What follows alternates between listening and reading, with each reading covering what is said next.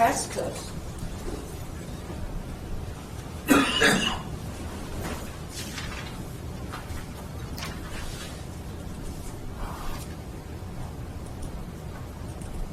And of course, that it's a yield correction, but mostly for material that are kind of on the brittle side. And in this case, we will use the tau max absolute as the yield criterion. So we already talked about that for plastic, for plane stress and the plane strain, the tau max absolute will be a little bit different. That can be seen from the Morse circle. Just refresh your memory. And so if I have something like this, what kind of stress state is that for this Morse circle I draw over here? Plane stress. This is plane stress. How do you know it's plane stress?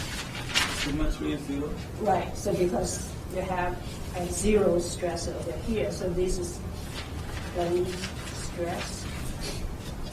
And so this is sigma 1, sigma 3, and the sigma 2 is somewhere in between. So you essentially have 3 circles, depends on what plane you are looking at, but the tau max is over there or over here.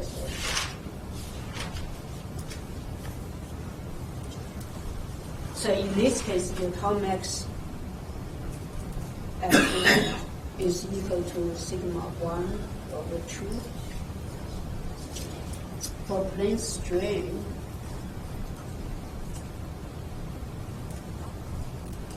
your Morse circle look like that. You have your sigma 1, sigma 2 over here, and your sigma 3 is somewhere inside the Morse circle more towards sigma 2. So again, you have 3 circles over there, but your tau max absolute is over there. So that's the thing. So in this case, the tau max absolute is equal to sigma 1. So that's straightforward. Basically, you just have to find the principal stresses and find your tau max. What this is important in some cases is when you study from the book, you talk about plane stress and plane strain, and you understand all this. The question is, now you go do experiment, and then the question come up is the specimen you have is plane stress or plane strain, right? And then you're kind of lost. The book didn't tell you that. Or this thing look very different from what the book gives me. There are actually some way, based on these principles, you can actually look at how your sample deform and decide whether it's plane stress or plane strain. So for example, if I have a sample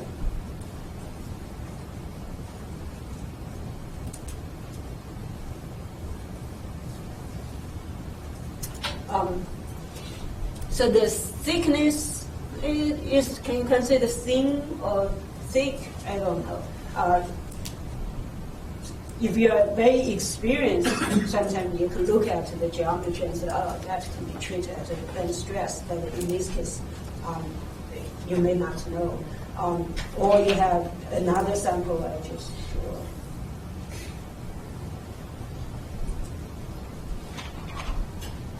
Maybe a little bit thicker. And we have the same thing over here.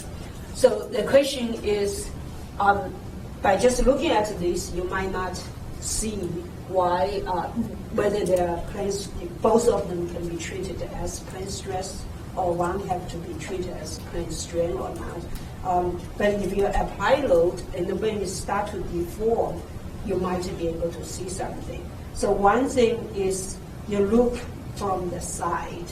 Okay. So on the side, you might see something like this. And say for this one, the deformation is like that. So that book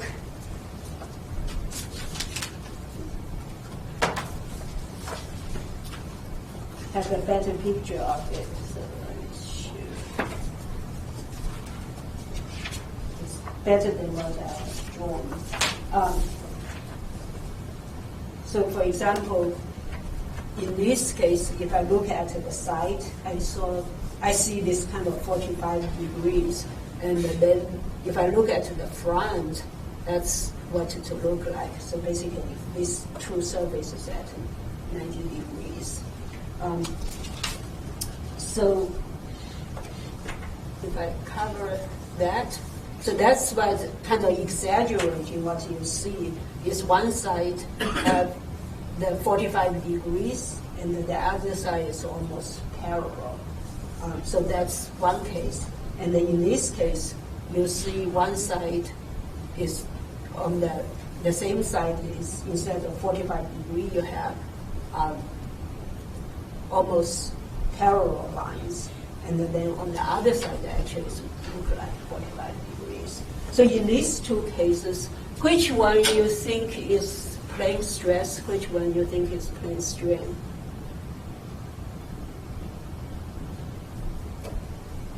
And this, of course, is related to the Moore circle over here.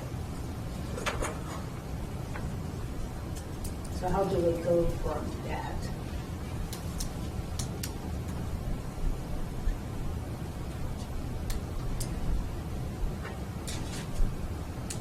Where do we start?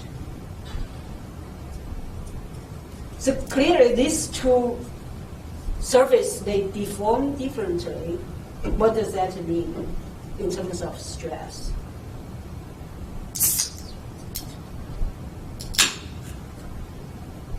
Or if we go back to the Tresca's criterion, we said we have the material of yield along the maximum absolute yield stress, right? So what does this 45 degree lines mean?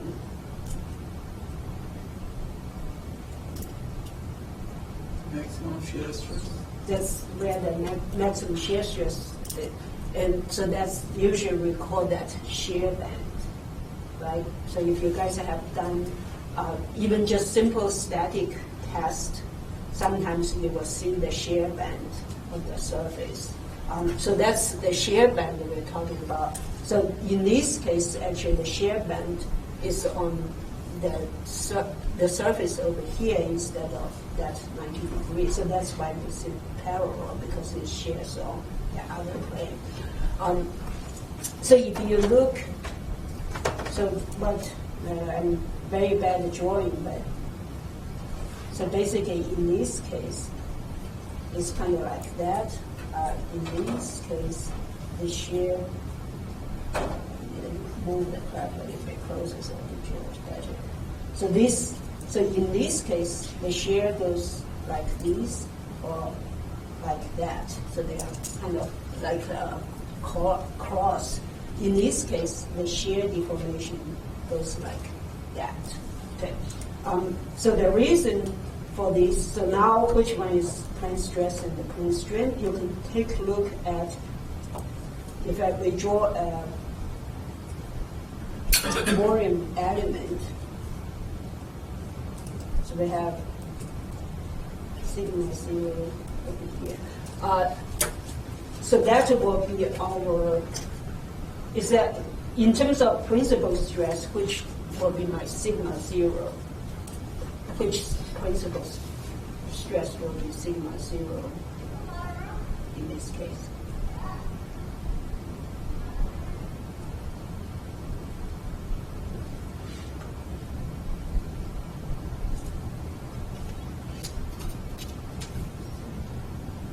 So this will be, so in both cases, actually plane stress and the plane strain, along the thickness direction is my sigma 3. right? So my sigma 3 is in this direction. On this direction, what do I have? Sigma 1 is the maximum stress, maximum principal stress. Since my load is applied in this direction, so in this case, my sigma 0 is actually going to be my sigma 1, and then my sigma 2 is in that direction. Okay. So if I have the slip band go this way, that means that is my absolute maximum shear, right? So if that is my absolute maximum shear, which circle, either here or here, is correspond to that plane?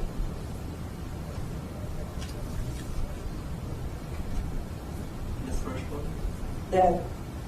The first one? Which one is the first? The bigger one? The bigger one? Right, so for this plane, I'm drawing over here. I draw over here. For this plane over here, if I look at from the side, what I have is vertical is my sigma 1. And what's my horizontal? Sigma 3, right? And my shear band is at 45 degrees. So that's my shear. So what that means, and this shear band is my tau maximum absolute. So it's the circle of this guy over here. Does that make sense? It's the one picture.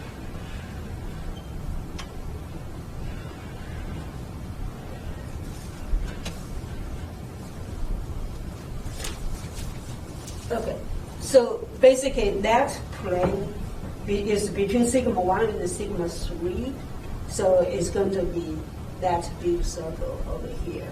And then the 45 degrees is at 90 degrees in a whole circle from here to there. Okay.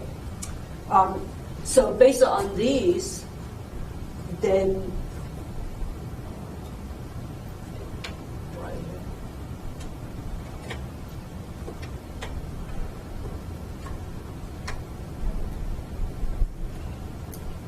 so based on this, what that means is from here we know that it's going to be a plane stress problem because it's the shear band is happening between sigma 3 and the sigma 1 in that plane.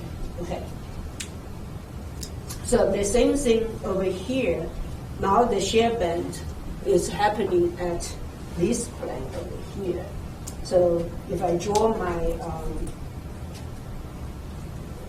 volume element, again my stress doesn't change. I still have sigma 1 equal to sigma 0. My sigma 2 goes this way, and my sigma 3 goes that way. But the difference is my shear band happens on this plane in the front surface over here. So if I take that out and draw it on 2D, what I have is sigma 1 and sigma 2. And my shear band is happening at 45 degrees on that. So what that tells me is that if I go back to my Moore circle, that surface where you have the maximum tau max absolute is in this Moore circle between sigma 1 and sigma 2, and at 90 degrees, that's your maximum tau max absolute. So based on this, you can tell that if you have something like that happening, and on the other side is all parallel lines, then that's what we plane straight. This is okay. So this is one way, of course, if you do lots of experiments, then you can see by looking at the sample how it's deformed and have a pretty good idea of whether the sample is under plane stress or plane strain condition.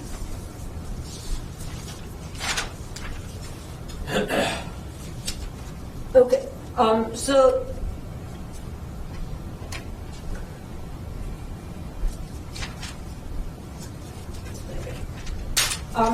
so the next topic, the model we have talked about is the other thing.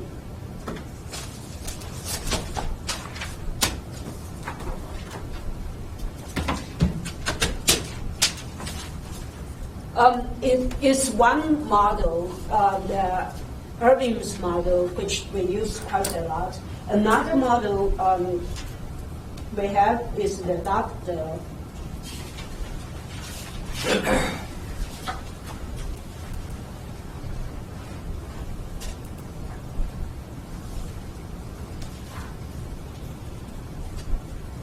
So again, this is depends on the material. Some material that you will use the morphomesis yielding criterion. Some material you will use the classical yielding criterion that follow the principle of the Irving's model.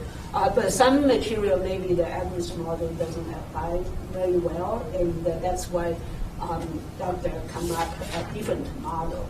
So keep in mind that when we're talking about models, usually we will have some kind of assumption, right? So for example, for Irving's model, we assume that the yield stress is flat and that energy get spent on kind of artificial crack extension. So in this case, for Dugdale's model, there are two conditions. One is that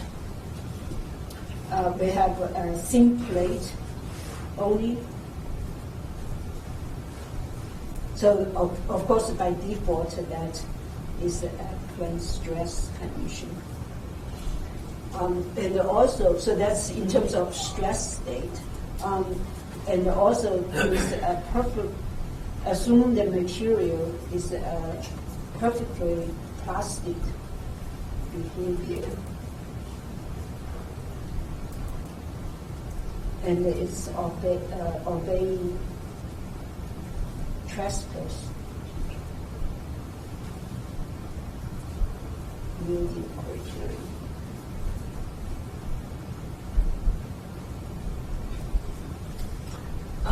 So we just talked about Tresca's yielding criterion. Perfect plastic behavior basically is if you look at your stress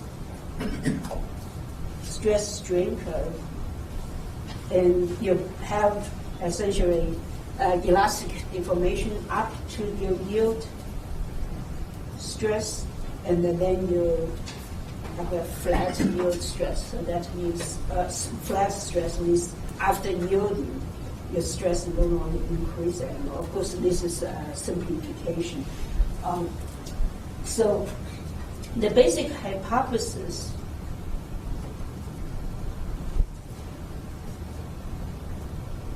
of Dugdale's model is first, all the plastic deformation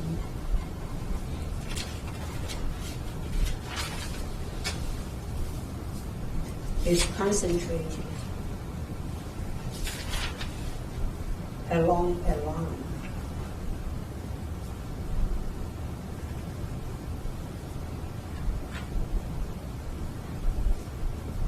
In front of the question.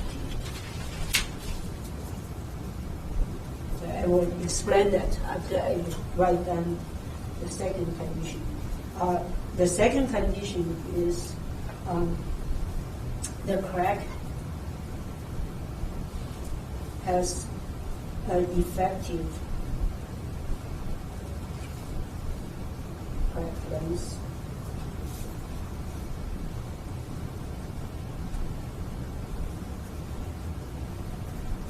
that exceeds the physical crack length.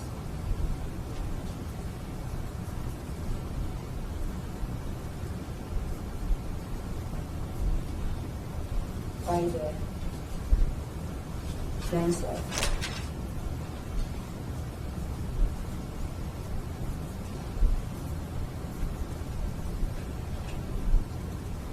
so it's kind of so the second criteria is similar to what Irving's model. So basically, you're trying to find an effective crack length is equal to the actual physical crack length plus C, which is the length of the plastic. So the difference between the model is what the plastic will look like.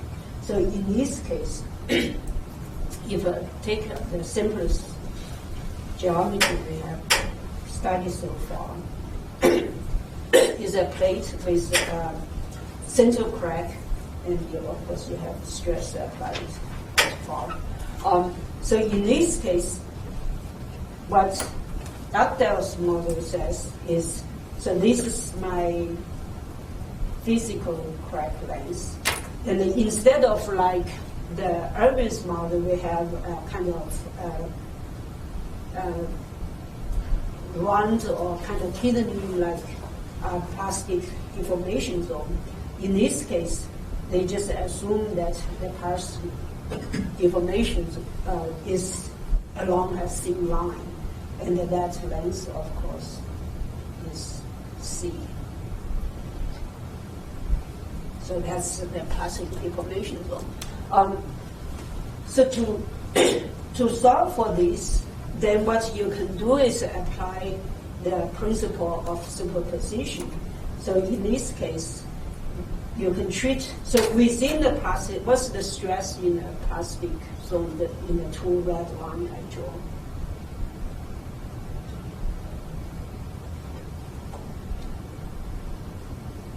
Based on all the things we have talked about so far.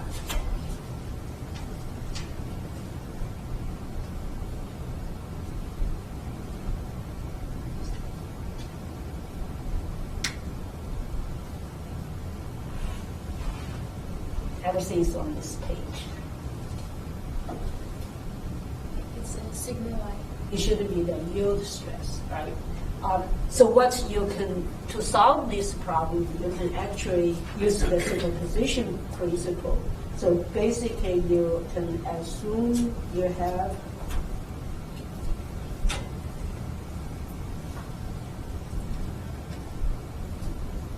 a crack of 2A plus 2C went over.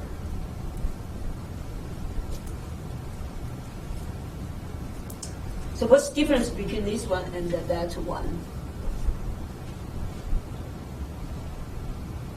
Stress. The stress It's different. at the crack tip is different. So in order to make this one to look like that one, what do I need?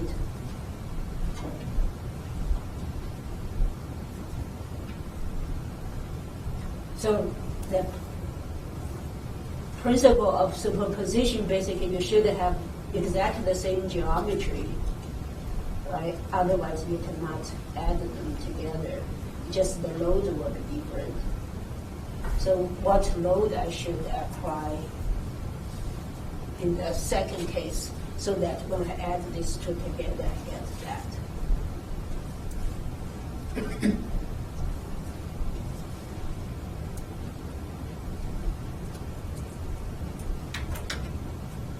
Should there be compressive load on Right, so we should have a compressive load of sigma y along the edge, so that what this does, so there are two things you kind of give you a hint.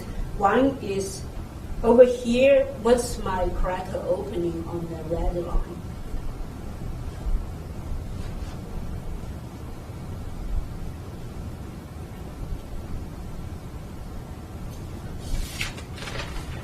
Do I have crack opening along that red line?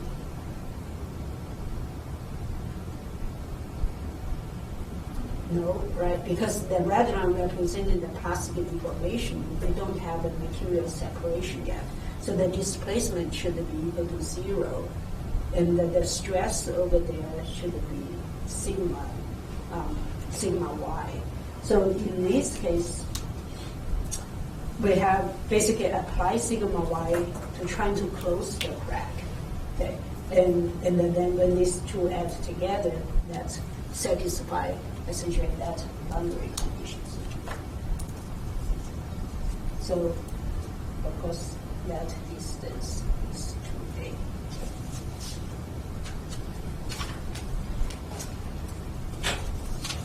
Okay, so we will call this like case 1, case 2, and case 3.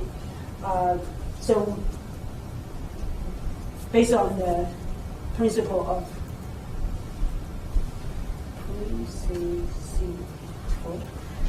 check my spelling of superposition,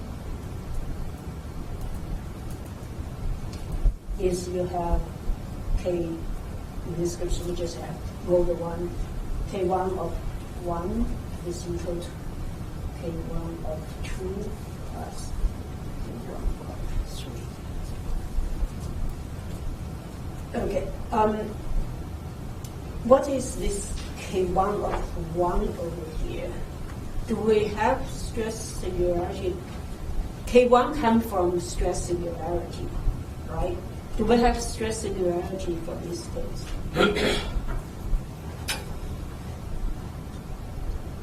No, right? That's the purpose of the plastic deformation, is take the stress singularity away. So what that means is this actually have to be equal to 0. So essentially, this and that cancels out the singularity. So you have a positive singularity, negative singularity, and they cancel each other out to satisfy the singularity equal to 0 condition. Okay. So for the first one, of course, it's easy for case 2. And if we go back to our note, we can find the stress function for that very easily. That's sigma c over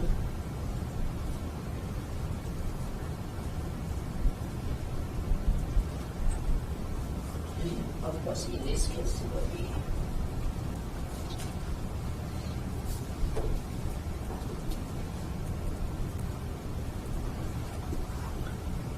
okay.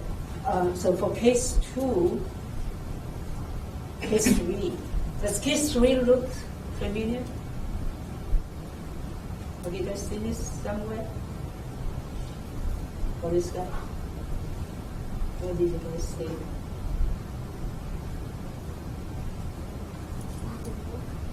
In the homework? Exam? In the exam. I thought you guys worked on the exam, and you don't recognize that. Okay, so for that, so this is 2. The stress function was given in the book, and actually for the exam, you don't need to use that. You could use method of superposition to solve for this, because this looks quite complicated.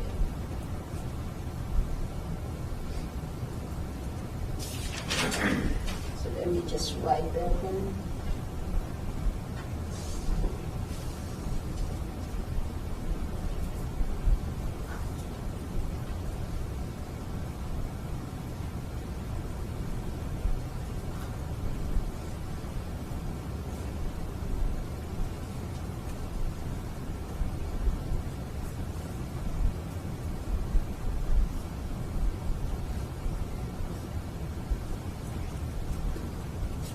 Okay. So I'm actually following the procedure that's outlined in the textbook. There is actually an easier way to do it. In this case, you already know the stress concentration factor for these both cases. You can, instead of start from stress function, you can actually start with the stress intensity factor, and that will be much easier.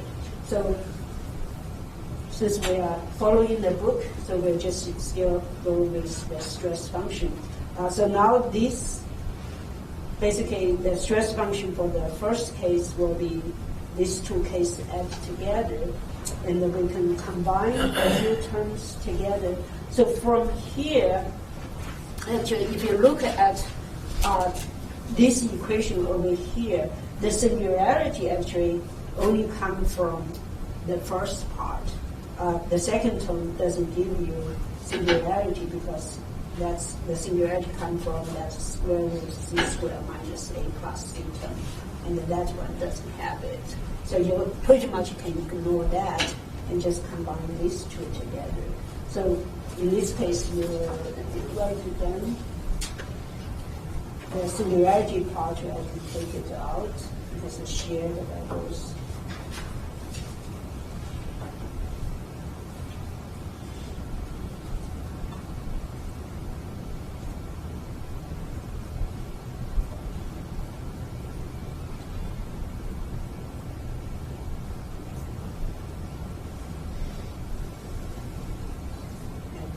The second term is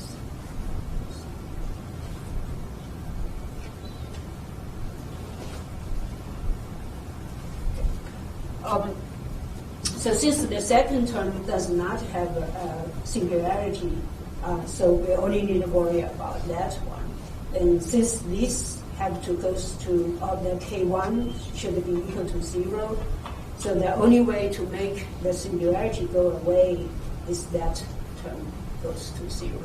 So this should be equal to 0 first.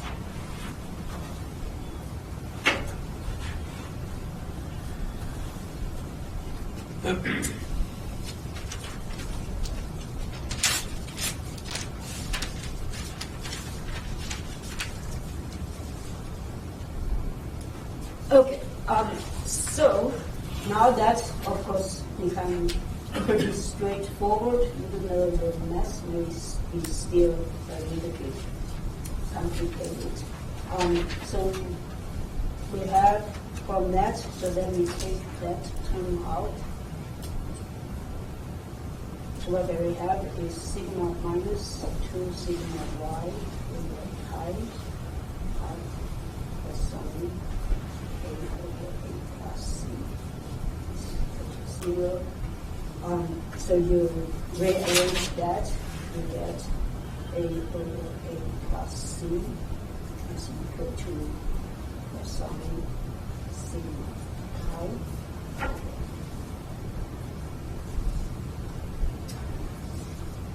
Then, so I will do a little bit more manipulation over there. What I will do is, from here I use, so this is equal to, so a over a plus c, and I change that to sine, so I get 1 minus 2 sine squared.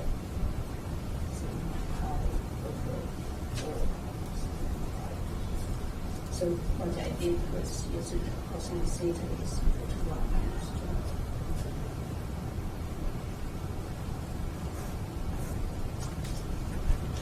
2. The reason I do that is now I can approximate this. If my sigma pi over 4 sigma y is relatively small, and then that will give me 1 over 2 times sigma pi over 4.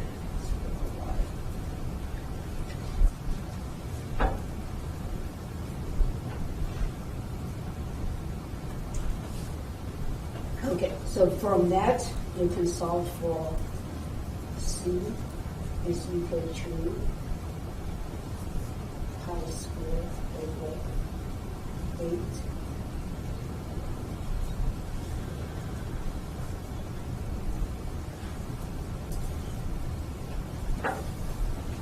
So that's essentially is that's the length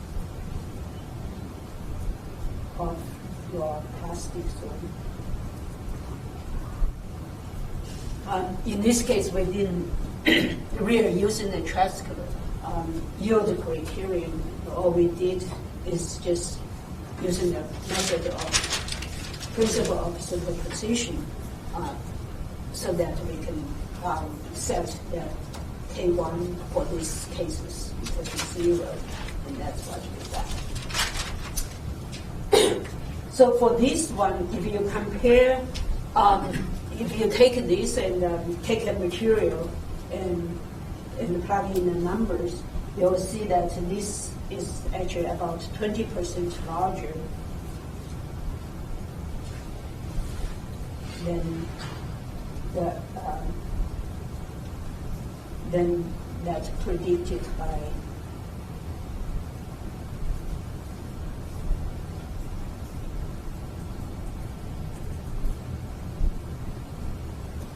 so it's pretty close, even though 20% sounds quite large, but in fracture mechanics, especially compared to the crack length. Remember last time we did an example using Irving's model, the plastic zone compared to the crack length is actually relatively small in percentage.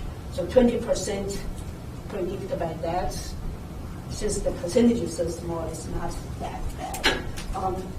And of course, once you have that, then you do the effective and use these to calculate your actual stress factors.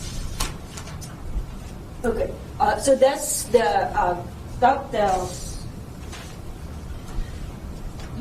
model for the stress criteria for the elastic plastic fracture and how to use that to predict the length of the plastic zone in front of the crack.